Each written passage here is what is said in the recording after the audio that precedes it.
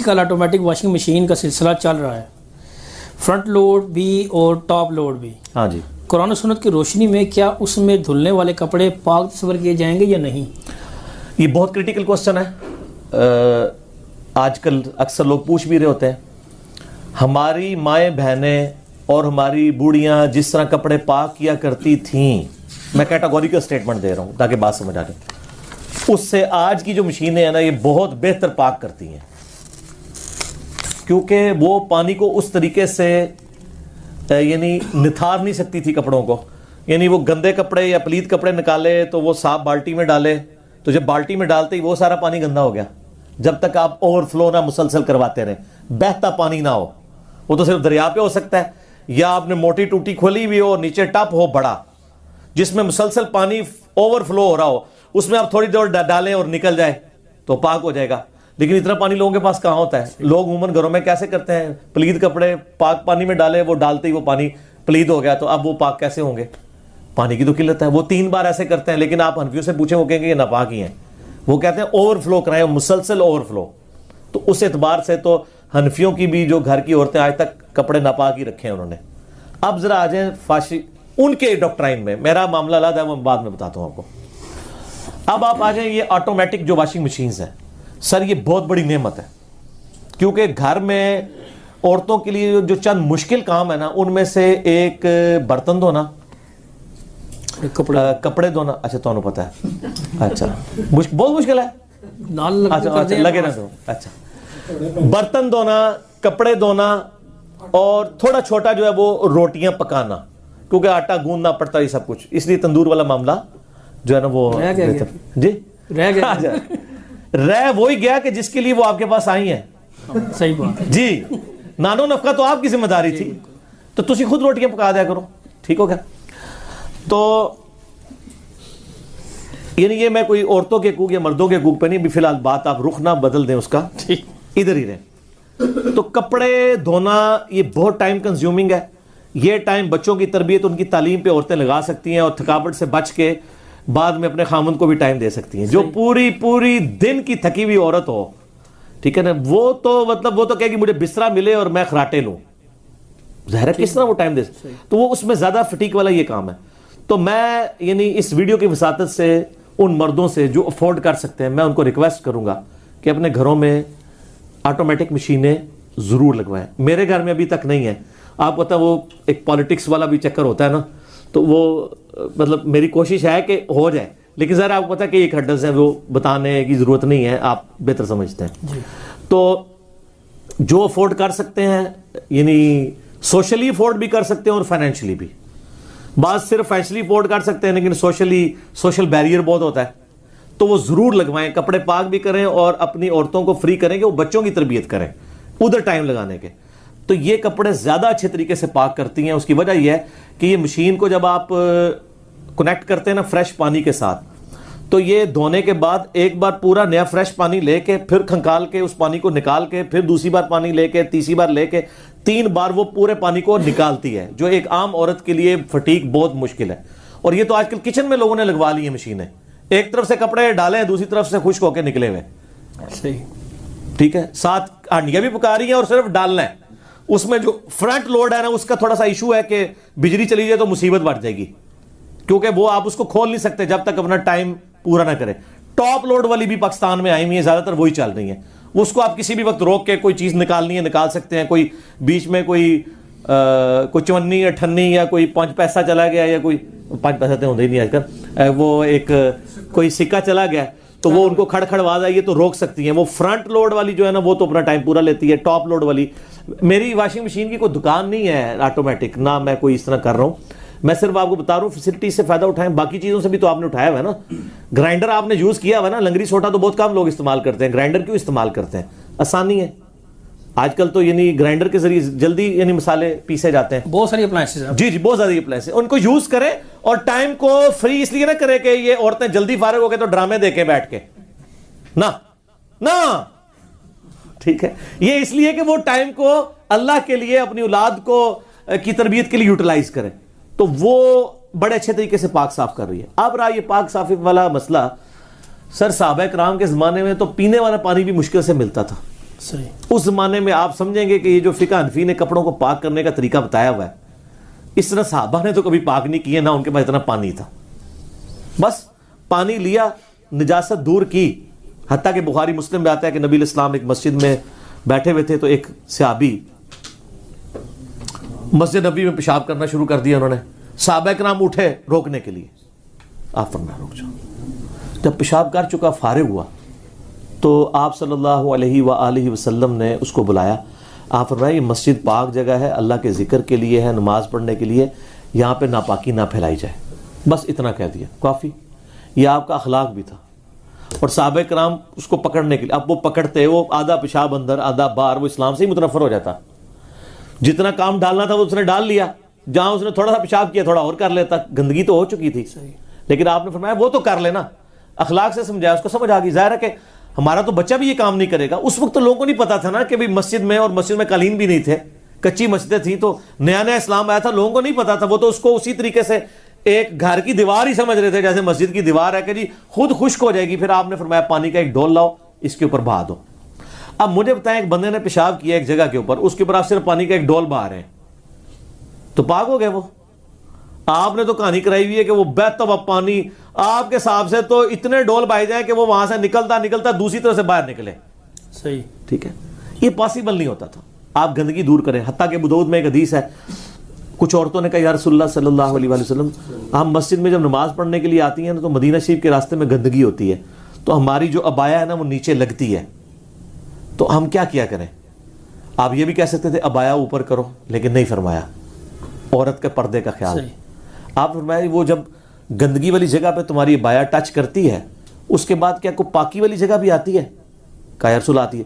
اس کے ساتھ رگڑا کھاتی ہے؟ فرمایا پاک ہو جاتی ہے. جوتیوں کے تلوے کا بھی تیمم آٹومیٹکلی ہو جاتا ہے اگر جوتیوں میں امپریشن نہ بنے ہوئے ہوں. پہلے زمانے میں جوتیاں سیدھی ہوتی تھی نا. بخاری مسلم میں آتا ہے کہ نبی علیہ السلام نے جوتیوں میں نماز بھی پڑھی ہے. بالکل صحیح. ٹھیک، کیونکہ قالین نہیں ہوتے تھے. آج بھی تو آپ جنازہ تو اسی طرح ہی پڑھ رہے ہوتے ہیں. جڑے تھوڑے زیادہ تقوی دے حاصل انہوں جوتی لا کے نا جوتی کے اوپر ہی کھڑے ہو جاتے ہیں. ان سے ذرا پوچھیں کہ جوتی لگتے وشکار ہی ہے، یعنی کمر تو درمیان میں ہی ہے، چاہے آپ تکیے والی سائڈ پہ سر کریں یا پاؤں والی سائڈ پہ کریں. میں اس لیے بول رہا ہوں، بعض لوگ اعتراض کرتے ہیں پنجابی لفظ بہت بولتا ہے. میں اکثر پنجابی جو بول رہا ہوتا ہوں نا اس کے بغیر بھی میرے لیکچر مکمل ہوتا ہے. آپ پریشان نہ ہویا کریں جن کو پنجابی نہیں آتی، میں انہی باتوں کو اردو میں بھی ریپیٹ کر دیتا ہوں. تو اینڈ رزلٹ تو وہی ہے نا. جوتی کے اوپر آپ کھڑے ہو رہے ہیں تو جوتی پاک تھی یا ناپاک تھی؟ آپ کھڑے تو جوتی کے اوپر ہیں.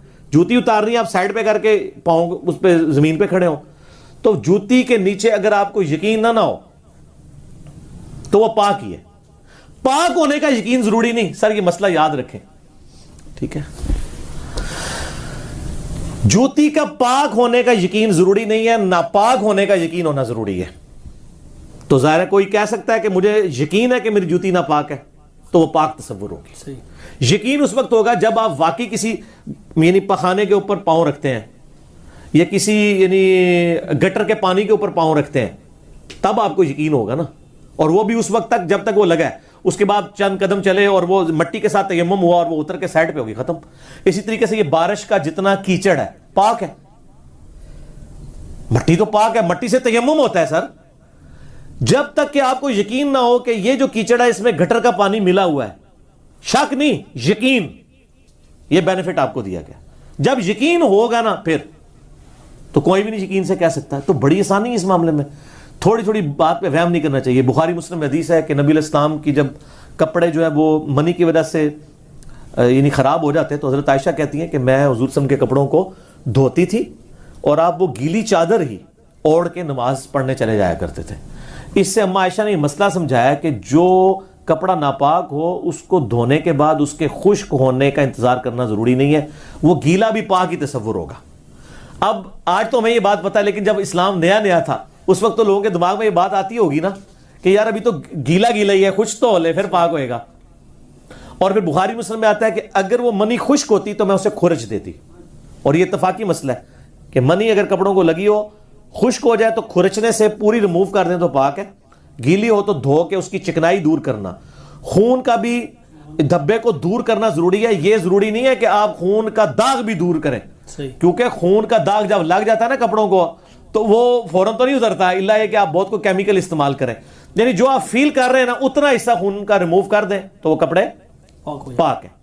تو کپڑوں کو پاک کرنے کے لیے 3 دفعہ دھونا زیادہ بہتر ہے, ورنہ ایک دفعہ بھی اگر ایسا دھو لیا جائے جس میں سے گندگی ریموو ہو جائے, جس طرح آج کل ہمارے واش بیسن ہیں یا ٹوٹیاں ہیں, کوئی آپ کے کپڑے کو گندگی لگی, آپ اتنا حصہ یوں کر کے دھو لیتے ہیں, اپنے پہ چھینٹے نہ پڑنے دیں, تو وہ پاک ہو جاتا ہے. وہ تو بہتا ہوا پانی ہے, وہ تو دریا کے پانی کے حکم میں ہی آئے گا. لیکن ٹب میں نہیں کریں گے, لوٹے میں نہیں کریں گے, ورنہ وہ لوٹے میں ڈالتے ہی لوٹے کا پانی بھی پلید ہو جائے گا. یہاں میں ایک مستعمل پانی کا مسئلہ بھی بتا دوں. بخاری مسلم میں حدیث ہے کہ کوئی شخص جب صبح اٹھے ڈائریکٹ پانی میں ہاتھ نہ ڈالے, اسے نہیں پتا اس نے رات کہاں گزاری ہے, پہلے ہاتھوں کو دھوئے. ہاتھ دھوئے بغیر آپ ٹب میں یا لوٹے میں پانی میں انگلی نہیں ڈال سکتے, ورنہ وہ پانی مستعمل ہو جائے گا. مستعمل سے مراد استعمال شدہ. اس پانی سے آپ وضو یا غسل نہیں کر سکتے. استنجا تو کر سکتے ہیں, کیونکہ استنجا کوئی اس طرح کا حکمی نجاست دور کرنے والا معاملہ نہیں ہے, وہ حقیقی نجاست ہے. حقیقی نجاست مستعمل پانی سے دور ہو جاتی ہے, لیکن حکمی نجاست وضو اور غسل جو پریکٹیکلی نجاستیں نہیں ہیں, جس کا وضو نہیں ہے تو وہ ناپاک تو نہیں ہوتا, نماز کے لیے وہ ناپاک ہے. تو یہ حکمی نجاست کو دور کرنے کے لیے مستعمل پانی نہیں ہونا چاہیے. لہٰذا آپ اگر گرم پانی میں کو انگلی ڈال کے نہ چیک کریں, پانی کو آپ علیحدہ سے اس سے نکال کے, آج کل تو ویسے ہی شاور کی وجہ سے آسانی ہو گئی ہے تو وہ چیک کریں. شاور میں تو ایسا مسئلہ نہیں ہے. تو یہ میں نے ایک مسئلے میں ایک مسئلے بتا دیے ہیں. پاک کرنے کے اعتبار سے تو آٹومیٹک جو مشینیں ہیں وہ اچھے طریقے سے پانی پاک کر دیتی ہیں, لیکن اس میں کم از کم 3 دفعہ اس کو آپ اس سائیکل کو ریپیٹ کروائیں. پانی وہ فریش لے, دوسرے کو نکالے, پھر لے, پھر وہ سینٹریفیوگل پروسیس کے تحت کرتی ہے نا, تو وہ سارے کا سارا پانی نکل جائے تو یہ پانی پاک. تو ویسے علماء کے آپ ذرا کلپ دیکھیں نا آٹومیٹک واشنگ مشینوں پہ, وہ کوئی سولوشن دیتے ہی نہیں.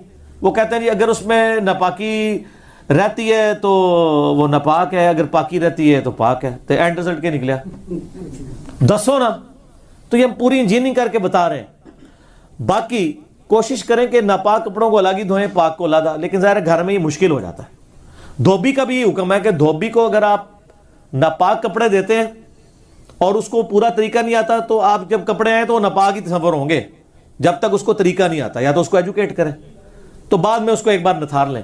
اور اگر آپ نے پاک دیے ہیں تو آپ کے لیے پھر اب وہاں پہ حسن ظن ہے کہ پاک دیے ہیں تو ضروری نہیں اس نے ناپاک میں دھوئے ہوں گے, وہ پاک ہی واپس آ گئے. تو آپ وہم نہ کریں. یعنی شریعت آپ کو پازیٹیو سائیڈ کے اوپر لے کے جاتی ہے, جہاں پہ آپ کے لیے آسانی ہو.